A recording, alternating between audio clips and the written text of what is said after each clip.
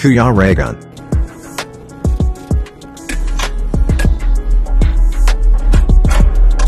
Yan, pagpalang araw po mga kalingap. And ito po, nandito po tayo kay Nanay Aurora, no? Para bisitahin siya.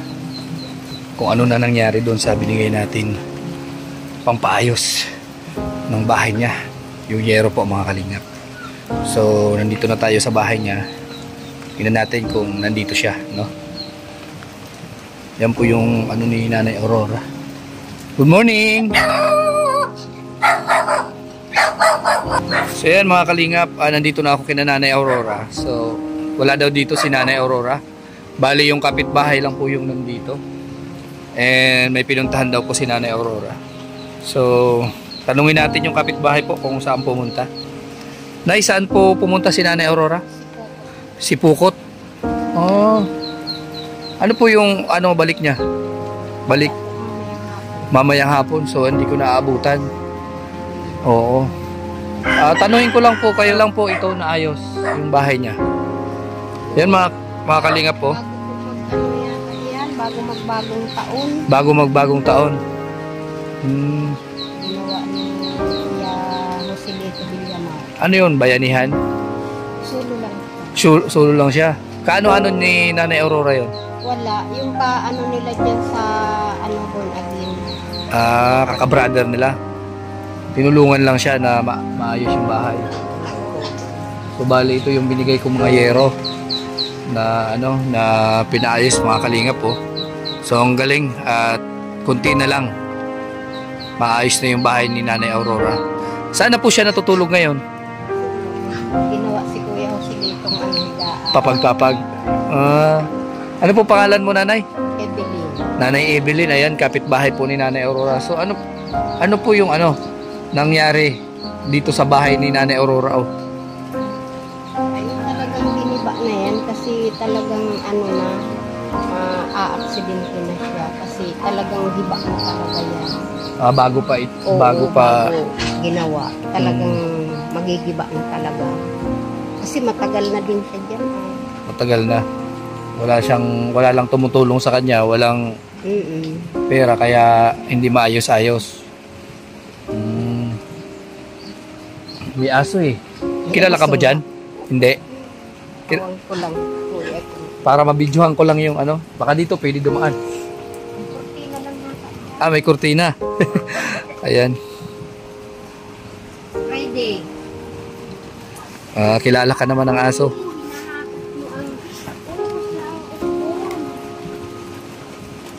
Ayan mga kalingap po. Ayan. Baka kagating ka po. Kinakagat ang sising pato. Baka nagugutom. Ayan mga kalinga po, ito na po yung binigay natin kay Nanay Aurora na pera para ayusin yung bahay niya. So maganda yung resulta mga kalingap. Meron na siyang bubong. Ayan po, mga alaga niya. Ito yung pamilya ni Nanay Aurora. Ayan. Higaan na rin siya. Dapat hindi niya linalagyan dito ng mga manok kasi may mga ipot na paano mabaho, baka magkasakit siya. Diyan man daw yung gagawa. Sa ilalim. Kaso ang singaw niyan sa kanya din. Di man baga po yan nasasabihan si Nanay Aurora. Ito na po yung pati yun nandoon sa taas yung sisiw yung ipot niyan. Grabe. Di man baga po nasasabihan niya si Mahilig talaga siya sa hayop? Noon pa namin yan sinasabihan. Ano man po ang sabi niya? Wala. Ayan, pinagsasabihan daw nila si Nanay Aurora kaso nga lang hindi daw mapagsabihan. Mahilig talaga siya sa hayop. Grabe. Kasi baka magkasakit siya niyan. Ang daming itlog ni Nanay Aurora. Ayan. Aso. Mahilig siya sa hayop. So, masaya ako at may nangyari sa binigay natin pera mga kalingap. Ito na po. So, yung kailangan na lang, plywood. Yan, sa susunod na pagbalik ko dito, magdadala ako ng pang ano dito, pang plywood ni Nanay Aurora. Sayang at hindi natin naabutan mga kalingap. At maaga siya umalis. Sa bahay. Pag naalis kasi yun, nadaan yun sa bahay. Yun naman kuya yung bahay namin. Oh, nagpaalam siya sa'yo. Pag bininta niya yung bahay, hatian naman niya ako. Sabi ko, hindi ka na namin hahatian. Oh, sa bakit? amin na lang yun. Tatawa. Sabi ko, bahala ka. Bakit man ibibenta yung bahay? Ay, nilalaroan lang namin. Ah, binubiro-biro. Ano ba yan si Nanay Aurora? Bakit wala yung pamilya niya dito? Ano ba yung kwento ng buhay ni Nanay Aurora? Hindi namin kuya yan alam kasi dinala nga lang yan dito ng kaibigan din niya. Ah, parang napadpad lang dito si Nanay Aurora. Galing daw yan, yatang si Pokot, nagmalibago. Tapos, diyan sa, ng Barceloneta. Oh. Ang dami niya na palang lugar na linipatan. Tapos, dito naman, Kanino lupa ito? sa amin, sa mama ko po. Sa mama mo. Bali, ikaw yung nagpatira sa kanya. Ah, Kasi doon siya dati sa may ilog, tapos, ay magawa ng kalsada. Hindi nga siya pwede doon. Pinalis Nakiusap siya. Dito naman sa ina. Malaki yung bahay niya dito. Hindi pa yan na, sisira. diba? Matagal na siya dito. Ilang taon na siya dito? 5 taon na po siguro. 5 taon na. Kawawa naman at mag-isa lang siya sa buhay, ano? May mga kapatid, may anak. Oh, bakit pinabayaan na Kaso, siya? Di siya na sa mga anak niya, pati sa kapatid niya. Ayaw niya umasa doon. May mga kaya kuya ang mga kapatid niya. Kasi Kaso, pumunta dito no Pinya Francis Anaga. Oh, ano nangyari? Sila. Ay, yun, nagkita-kita sila. Sabi nga, tutulungan daw pagpagawa nito. Oh. Mabigay na lang daw nga ng pampagawa. Ay, hanggang ngayon, wala man yatang binibigay kay ate. So, bali, ang nangyari, parang pinabayaan na talaga siya. Kaya, kasi ayaw nga niyang maglapit daw sa mga kapatid niya. Ayaw niya. Ayaw niya. Kaya nagtiyaga siya dyan sa mga trapal-trapal. Oo. Oh, buti na lang napuntahan ko yung lugar na to. Na bigyan natin ng ayuda. Kahit pa paano maganda na yung sitwasyon niya dito, hindi tulad doon. Kaso nga lang, pag malakas yung hangin, papasok siya. Napasok na daw. Ilang plywood pa to, di bali, at bibigyan ko siya ng ng pang plywood. Mapasok pa talaga yan. Yung maiksik baga. Yung asawa ni Nanay Aurora patay na? Wala na, patay na. Mayroon naman hikan sa kanya. Siya nga yung nagtulong dito sa kayong asawa ng kaibigan niya. Oh. Ay, lasinggero, ayaw ni Ate Aw. Walay sila. Ay, dapat lang ganun. At magiging problema lang yun. Problema lang. Ano yung pinakatrabaho niya? Kasi yung pagkain niya, ganun. Ay, binibigyan ng anak niyang bunso na bakla. Oh. Tapos siya, nagagawa siya ng ganyan. Yan na talaga yung talagang inaano niyang trabaho. Pag walang binibigay sa kanya, yan yun. Tsaka yung mga alaga niya daw. Hindi naman siya naaalisan ng pagkain. Parang ang sipag doon. Siyempre yung mga pagkain ng mga manok na to, dami. Oo, talaga. Oo. Hindi man nagsasabong si Nanay Aurora? Binibinta niya, kuya. Ah, binibenta. Binibinta niya. Pagka malalaki na, ibibenta niya. May gustong magkatay, dito mapunta sa kanya. Ah, ganun pala yun. Ang gawa niya. Pati yung pato. Pato. Kasi ang ibang pato dyan sa amin naman. Oo. Natawid lang dito. Tumatawid lang Kasi dito. malapit lang naman. Tama. Oh, at least maganda na yung Kumusta naman si Nanay Aurora nung Pasko at New Year? Ay, ayos naman. Ay, doon siya sa anak niya nagpasko. Oo. Pinuntahan yata siya dito. Sa San Felipe lang. San Felipe. Tapos nung bagong taon na. Pero maganda na at ayos na yung bahay niya. Oh. Di na tinutuluan. Di na siya tinutuluan. Ito yata ayos. May butas daw yan. May butas. Pinakuan yata. Di bali pagka naano yan. Anuhan nga daw ng bulkasil. Bulkasil. Bulkasil lang kailangan. At least may may resulta ba? Oo. May nakitaan yung perang ibinigay ko sa kanya. Kusina niya. Kusina. Dyan. Dadagdagan niya. Tapos balkon. Balkon. Ano pa? Mga ilang pa yan? Malaking pera pa, pero kahit papaano, ang mahalaga dito, hindi siya natutuluan, ano? Oo. Kami nga yung ano namin, sisira na lang yung mga kahoy, wala pang bubong. Wala pang bubong. Di pa nabububungan. Ay, kung alam ko lang na wala pang pambubong, di na muna itinaas. Itinaas ng mga anak ko sa ng manugang. September pa yata yan nakatayo dyan. Buti si Nanay Aurora, okay na siya, tranquilo na dito. Komportable na siya. Ano to, bayanihan? May mga nagtulong-tulong o tinulungan lang siya? Dalawa lang dito yung unang nagtayo nito. Pagkatapos, magsulo na lang si Kuya Joselito. Maganda, natulungan siya. Kala ko nga, yero pa lang yung nakalagay. Buti meron ng plywood, may tabing na. Ayan mga kalingap, ito yung bahay niya, binigyan natin si Nanay Aurora ng pangyero. Yan, meron na. At least kahit papaano hindi na siya matutuluan, komportable na yung tulugan niya. Kailangan naman po nito is mga pangtabing ni Nanay Aurora. Kaso nga lang wala siya dito, hindi natin nakausap para sana malaman ko kung ano yung mga plano dito. So di bale, at least pagbalik ko dito, yan, sana may dala-dala ako pang bigay sa kanya para dito sa niya, pangtabing niya dito. Yan, maganda na. Daming manok dito. Ito yung pamilya ni Nanay Aurora, nangingitlog na, grabe, Ang daming itlog dyan, mga kalingap. Yan po kasi yung pinagkakakitaan niya. Pag gusto mong magkatay, bibili ka lang dito. Magkano niya naman binibenta yan, Nanay? 150. Di bali, pag kami kaming party-party, magluluto kami ng mga native, dito ako bibili kay Nanay Aurora para matulungan naman namin siya. Nung pizza dos, bumili dito yung kapatid ko. Kung pinapay na. Inahin. So, maraming native. Mga mataba pati ang niya. Maganda. Kasi yung pagkain niya, kasi sa pagkain, sagana,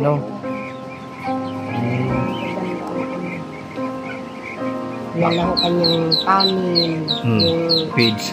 Inanahan ng nyog. Nyog, kinopra, yung mga sakopra. Kinayuran. Sapal. Sapal. Sa amin, basi. Ayan mga kalingap. So, nabisita po natin si Nanay Aurora. Ayan, masaya tayo at medyo komportable na. Tabing na lang yung kulang. So sana sa susunod mga kalingap, pabigyan natin at madalhan natin si Nanay Aurora ng pang plywood niya ulit dito para may dingding na. Kay Ate Belen, salamat po Ate Belen sa impormasyon po about kay Nanay Aurora. Buti na lang nandito siya, kung hindi wala akong makakausap o ma-interview man lamang dito sa pangyayari at sa buhay ni Nanay Aurora, ng buhay ni Nanay Aurora. Yan, mabait naman si Nanay Aurora. Mabait po siya Mabait. Kaibigan na talaga, parang nanay na namin. Parang kapamilya na, nanay na. Kasi hindi siya tatagal dito kung hindi siya mabait. Oo. Parang napamahal na sa inyo si Nanay Aurora, At gusto niya na dito. May mga anak siya, may kapatid, pero mas pinili niya dito sa inyo. So ayan mga kalingap, meron na naman tayo, magiging accomplishment dito sa Daet. Kunti na lang, maayos na yung bahay ni Nanay Aurora. So hanggat nandito po ako, tuloy-tuloy yung ating channel, marami pa po tayo matutulungan. Sige po Nanay Belen.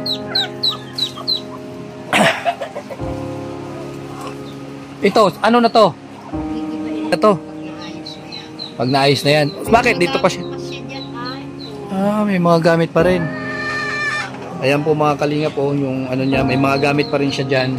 Di ka siya dito sa bahay niya. Ayan mga kalingap, sabi nga ni Nanay Belen, kahit ganyan lang daw yung bahay ni Nanay Aurora, puntahan daw yan ng mga taga rito. O, tambayan, kumbaga sa ating kasi mga Pilipino, nakasanayan natin yung mga chismis-chismis ba? Maritisan. Mga kwentuhan, pag wala tayong ginagawa, naglilibang, ganun yung mga tradisyon natin mga Pilipino. Pagka wala ka nang ginagawa, punta ka dun sa kapitbahay mo, ito kwentuhan. Yan daw po yung bahay ni Nanay Aurora, yan. Pinupuntahan daw. Ibig sabihin, may magandang din, pag-uugali si Nanay Aurora. No, mabait yung tao. Kasi hindi ka naman pupuntahan ng mga tao kung lalong-lalo na kung mahirap ka, no? Mahirap ka, wala ka namang pera, hindi ka pupuntahan ng mga tao kasi wala namang mapapala sa'yo. Sa sitwasyon ni Nanay Aurora, kahit papaano, lapitan siya ng mga taga rito. Kumbaga, kwentuhan lang, no? Yan. Tahimik si Nanay Aurora para sa ko, di ba? Tahimik. Hindi niya masyado kilala. Pero pag kayo, okay naman. Mga naghahambukan. Nagyayabangan-yabangan daw. Oo. So, ayan, nakakatuwa pala si Nanay Aurora pagka talagang kabisado niya na yung tao, talagang kilala niya na. Yan. Minsan binibiro ko, malayas ka na naman, mahanap ka ng ng boyfriend, di mo man lang ako isama. Ay, grabe ang tawa niya. Grabe, nakikilig-kilig pa, no? Kinikilig-kilig pa. Kilig-kilig pa. Grabe. Kasi nga, balo. Balo na, syempre. Balo din. Balo ka na din. Kaso, buhay ang asawa. Buhay? Paano yun? Hiwalay na kayo? Bahay. Nangaliwang bahay daw. Yan ang mahirap. Oo. So, ayan po, yung kwento ni Nanay Belen. Mabait daw po si Nanay Aurora. Tambayan yung bahay niya. Doon daw pinupuntahan ng mga pagkawala ng trabaho. Kumbaga maritisan yung lugar niya. So, ayan. Doon mo malalaman kung mabait talaga yung tao o hindi.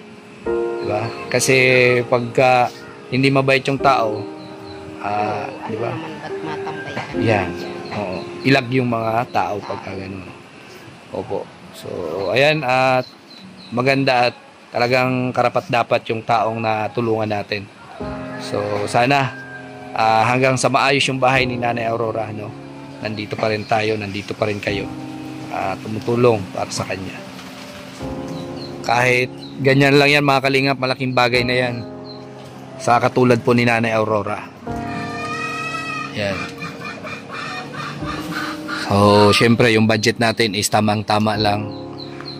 Ang mahalaga po, nakakatulong tayo and yan, nagawa nating maging komportable si Nanay Aurora, hindi siya natutuluan. Safe na siya dyan kahit malakas yung ulan. Yan po yung importante mga kalingap.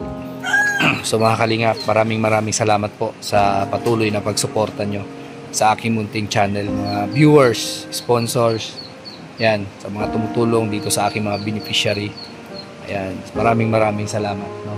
Tuwang-tuwa ako, may nangyari, may resulta dito sa bahay ni Nanay Aurora. So, sana po sa susunod matulungan nyo po ako at magkaroon pa ako ng budget ulit. Mabigyan ko ulit si Nanay Aurora para dito sa mga pangtabing niya. So ayan po, shout out lang natin si Manay Intay Pulyo, si Sunny Rose Official, Sis Aurora, Manay Tiri Anderson, ayan, at Tita Claire, Tita Elise, Tita Weng ng Toronto. Ayan, maraming salamat sa inyong mga pagsuporta. Ayan, at sa mga viewers dyan, hindi ko na kayo banggitin lahat. So ayan, at syempre patuloy nating suportahan yung programa ni Kuya Bal Santos Matubang, ayan, Kalingap Rab, Ruel of Malalag, ayan, 10 ng aking mga kasamahan. Ayan po sila Alex Librada, BG Scheme, Alpi TV, ayan, Justin Aguirre Vlogs, John Rivera Official, at mga Kalingap partners natin. Sana tulungan din po natin sila. So ayan, magpapaalam na po ako mga Kalingap. Sana sa susunod na pagbalik ko dito, nandito na si Nanay Aurora. So ayan po, bye-bye po and God bless sa ating lahat. Ayan mga Kalingap, buti na lang okay na yung panahon. Kanina grabe yung ulan. Hindi ako makapag-video dahil sa lakas ng ulan mga Kalingap. Baka masira yung ating camera. So ngayon okay na tumila na yung ulan. At least mamadali kasi tayo mga Kalingap, kasi kailangan pa natin sumama kay Dudong kasi may mga gagawin pa kami doon. Kaya ayan, dapat makabalik na. Sabi ito yun, nakalatay tayo.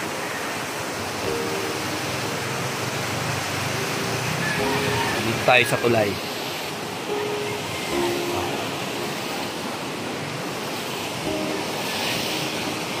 Kanina ang lakas dito ng ulan.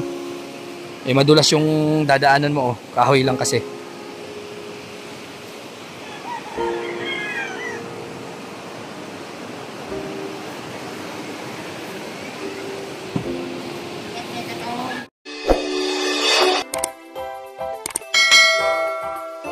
Kaibigan at kasama nyo, Kuya Regan Vlog.